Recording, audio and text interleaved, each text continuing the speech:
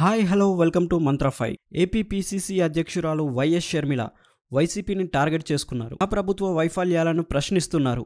నేరుగా సీఎం జగన్ పైనే విమర్శనాస్త్రాలు సంధిస్తున్నారు. అవినీతితో పాటు దోపిడీపై నిలదీస్తున్నారు. దీంతో తెలుగుదేశం జనసేనకు మించి షర్మిల నుంచి దాడి ఎదురవుతుండడంతో వైసీపీ అప్రమత్తమవుతుంది. ఈ క్రమంలో షర్మిలకు ఎటువంటి అవకాశం ఇవ్వకూడదని వైసీపీ భావిస్తుంది.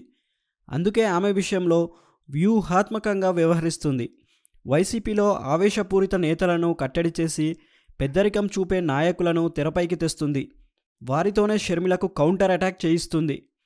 మరోవైపు ఎన్నికలు సమీపిస్తున్న నేపథ్యంలో చంద్రబాబు, పవన్ కళ్యాణ్లకు మీడియా ప్రాధాన్యం లేకుండా చేసేందుకు మరో వ్యూహంలో భాగంగానే షర్మిల కామెంట్స్ను తిప్పికొడుతున్నారు. అది కూడా ఒక పద్ధతి ప్రకారం విమర్శలు చేస్తున్నారు.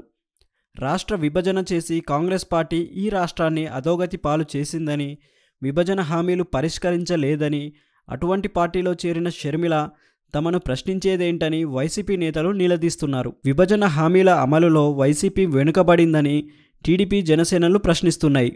ఎన్నికల ముంగిట ఆ రెండు పార్టీలకు ఇదో ప్రచారాస్త్రంగా మారుతుందని వైసీపీ భావిస్తుంది.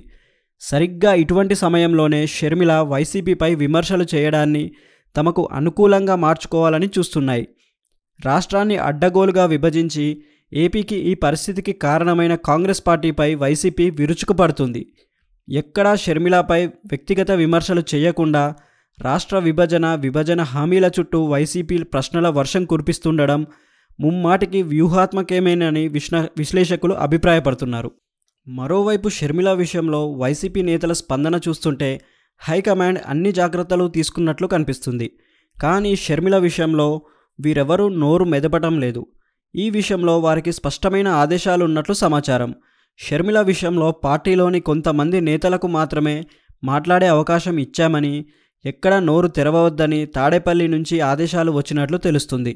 మొత్తానికైతే షర్మిల విషయంలో వైసీపీ ఒక వ్యూహాత్మకంగా వ్యవహరిస్తుంది. మున్ముందు ఈ పరిస్థితి ఉంటుందో లేదో చూడాలి. మరిన్ని ఇంట్రెస్టింగ్ అప్డేట్స్ కోసం మా ఛానల్ని లైక్ చేయండి, షేర్ చేయండి మరియు సబ్స్క్రైబ్ చేయండి. Thanks for watching.